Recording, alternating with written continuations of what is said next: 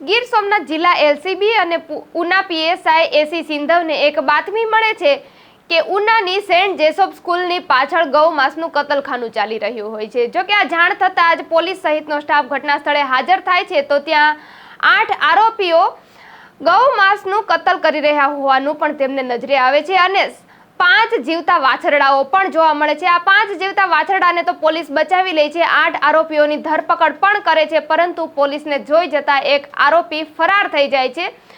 પોલીસે 8 આરોપીઓની ધરપકડ પણ કરી લીધી છે અને આ એક આરોપીને પકડવા પોલીસે અનેક પાસાઓ એકઠા પણ કર્યા છે। સાથે સાથે 2,80,350 નો મુદ્દામાલ પણ જપ્ત કરી લીધો છે। તેમાં એક કુહાડી, 4 ચપ્પા અને અન્ય કાંટાઓનો પણ સમાવેશ થાય છે। હાલ તો 8 આરોપીઓના મોબાઈલ પણ જપ્ત કરી લેવામાં આવી રહ્યા છે। ત્યારે આ અંગે તમારું શું કહેવું છે? કમેન્ટમાં તમારા પ્રતિભાવો જરૂરથી જણાવજો।